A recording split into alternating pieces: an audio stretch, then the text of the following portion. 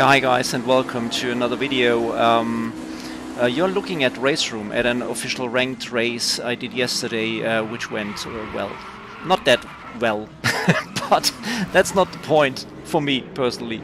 That's not the point. I'm just showing this because it shows you that it is possible. You can have ranked races with a decent grid, but unfortunately it is not the rule. It's more the exception from the rule in my personal experience. So the question is Raceroom dying as of spring 2023? And the short and brief answer is no, of course not. It is already dead. Yeah, well, but gotta say a few things about that. Okay, let's look into it. When we talk about Raceroom, as of now, we have to talk about the On the Edge pack and about a few minor changes they did to the ranking system. So On the Edge pack, they released it just before Easter. It's a 3-car pack, 3 new cars. All 3 of them are, in my opinion, great. I did videos about them if you might like to check them out. But that's not the point, because over the last 3 nights, when I went on the servers to check the new content out, of course I wanted to race them. And I don't race against AI usually. I just don't like it. I'm all about racing against real people, you know. So I checked out the ranked servers, and to my surprise, it was really hard to get a decent grid with these new cars. I mean, you might expect that right after a content drop, there would be no shortage of people going to get out and, you know, check it out. That's usually the case. But this time around, it doesn't seem like it. So I was kind of sad about that. And,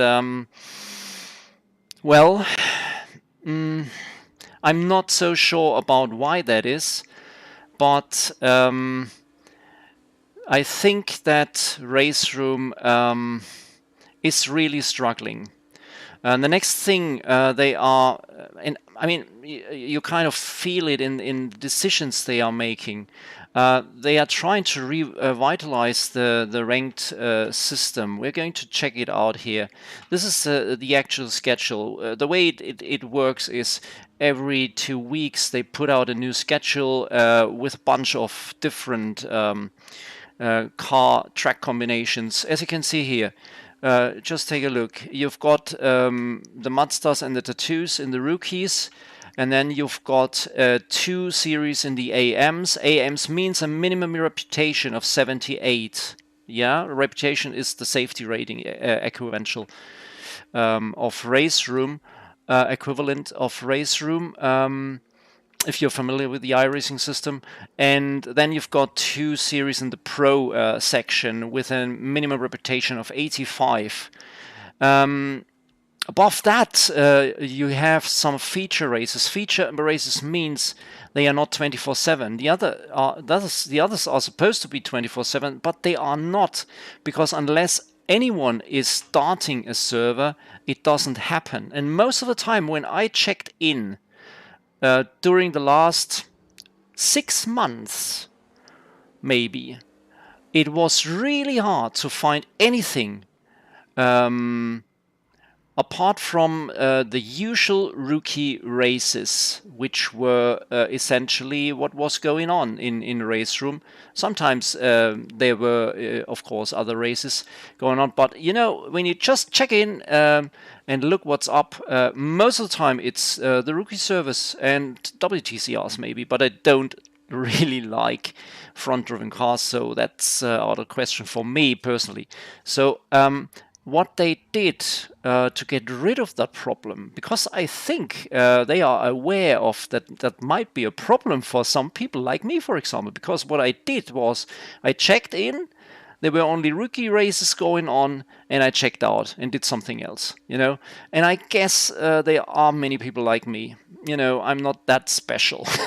So I think what they are trying to do is get more people into the other servers. So what they did was they split up the rookie servers. So now we don't have only 2 rookie servers here, but as you can see here, it's not only rookie, it's also AM+. That means they split up the server. You don't have only one Mazda MX-5 rookie server, you have 2. One is for the rookies with a maximum reputation of 78. Everybody else with a reputation above 78 can't participate there. You get a disconnect or whatever. You can't get into the server. And I've seen people on Discord just were completely clueless why that is. Why can't I join in the server? Why can't I do that? And of course, in the Discord, they get an answer, and it's all no problem. But not everybody is on Discord, so I imagine many people go in there and they check out the server and they can't get in, and they are stunned and they leave. So the communication is terrible. It's really terrible.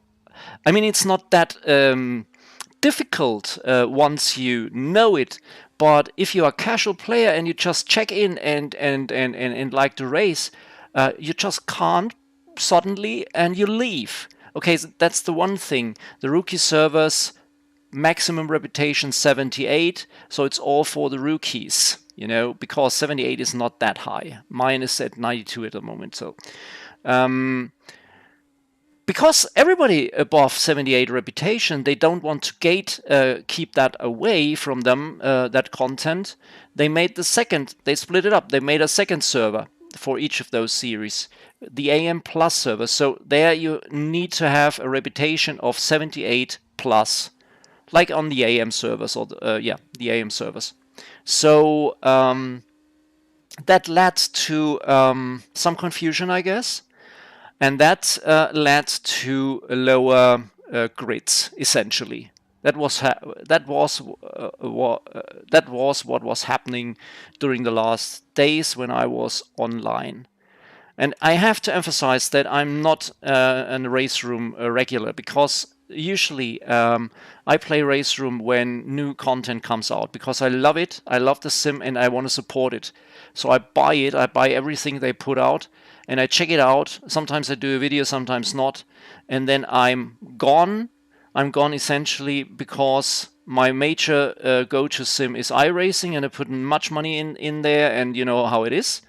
And the second reason is I would like to race or spend more time in Raceroom, but the simulation makes it very hard for me to spend time there, especially because most of the time it's only the rookie servers that are up.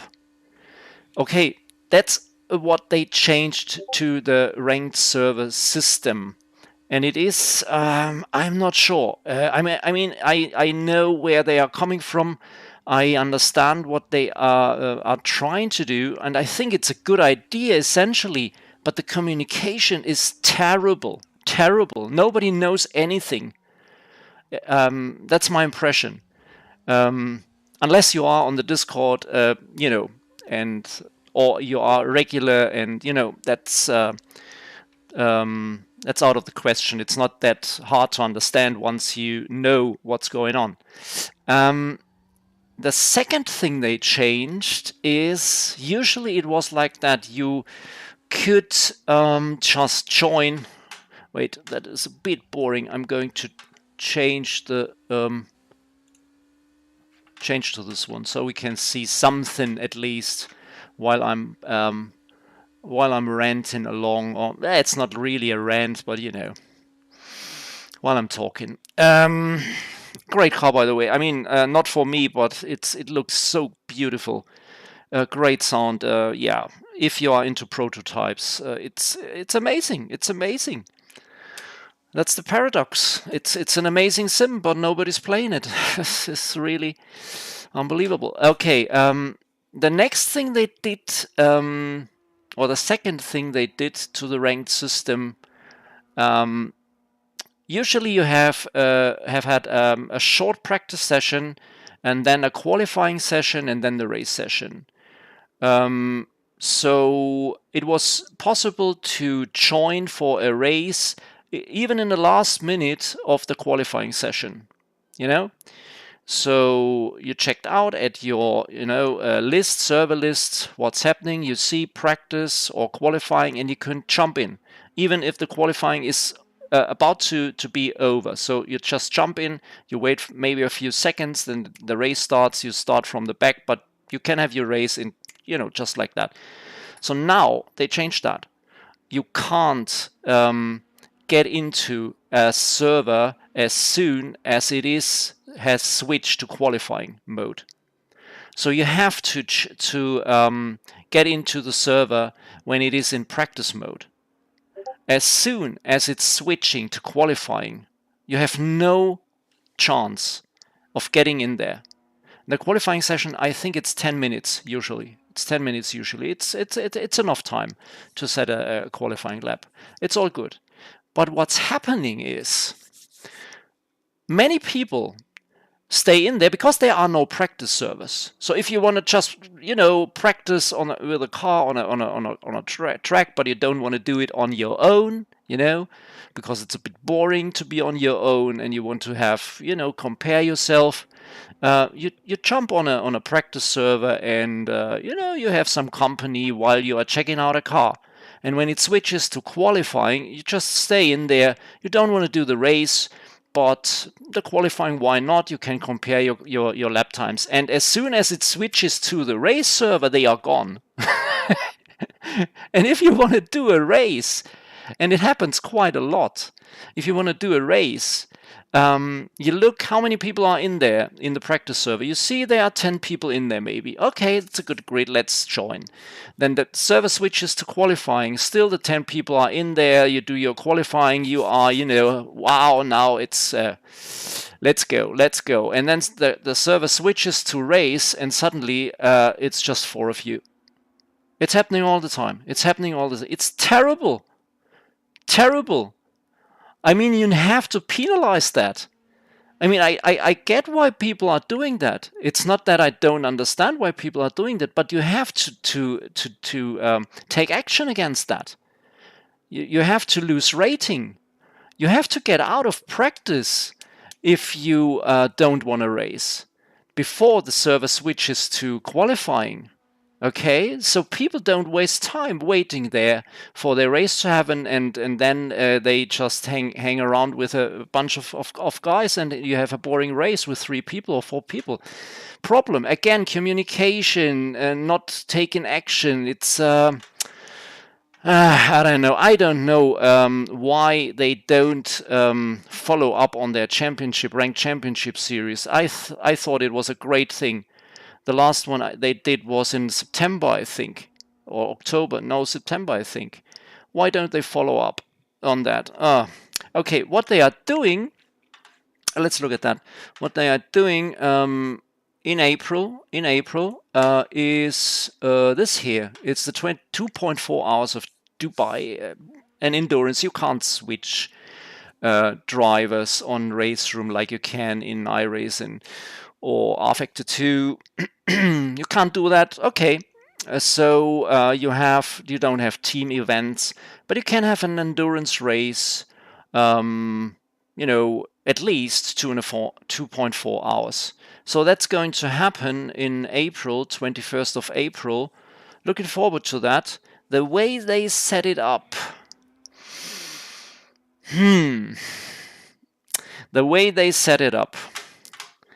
It works like that. They set up a practice server, a leaderboard server, and everybody who has at least 1 lap on that leaderboard joins in and has at least 1 lap, gets an invitation mail for this event. And if you want to participate, all good. If you want to participate, you write them back. Yeah, I want to be, part of this, and you are in. And then they throw everything out. What happened until that point? So everything you did on this practice server,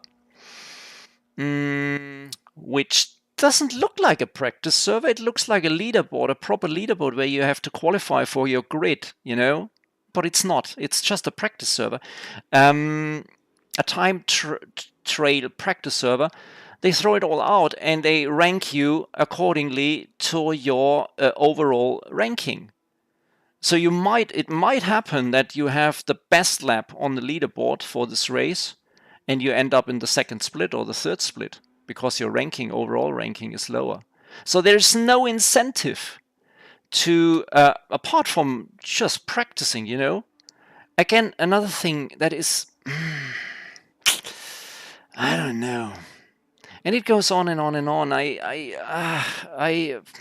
What can I say? It's just, it's kind of frustrating. It's kind of frustrating, to be honest. Anyways, just wanted to put out my thoughts about that, because it's really painful to see that the player base is so low, and you're just wondering why that is, because compared to the other sims out there, I mean, it has its flaws. Yes, it has its flaws, but on the other hand, it has such a great close the capability of close racing, because the net coding is really good, and I think the force feedback is decent, and everything is racing wise is pretty okay. It's a bit railway.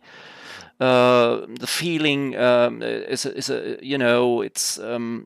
different. It's different, completely different compared to iRacing, for example. But but that's okay. I mean, every sim has its feel to it, and who am I to decide which one is the most realistic? I just don't know. What I know is how it feels, how it if it's fun or if it's not fun, and if it feels realistic or not. And I have to say, Raceroom feels realistic enough for me, So that's not the problem, not at all. And it makes for great close racing if you've got a good a big grid, So I'd like to see the sim flourish, I really like to see them having success, and but they make it so hard. It's so complicated. If you are not familiar with the whole system, you don't really get it. The whole ranked server, it's so cryptic. It's just way too complicated. They should make it easy as possible. Such a low player base, with such a low player base, make it as easy as possible to get people in there and have some fun, and then you can build on that. But all right, that's about it. Thanks for hanging in there. I'm really passionate about that, because it's the sim I started out with. I spent the first few months when I started out with my keyboard and mouse, and then got my T150 Thrustmaster.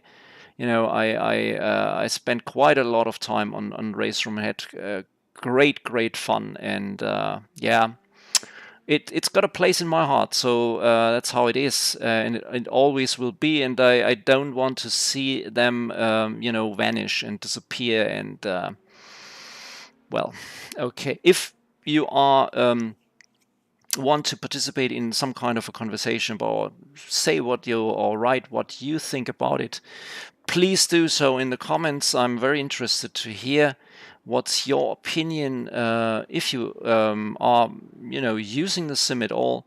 If you don't, load it up. It's for free. It's for free. The basic content. You can check out a few tracks at least. And even the starter pack, it's next to nothing, really. I mean, what's 10 quid? It's I can't get a pizza for that where I live, at least. So take care. See you on the track. Hopefully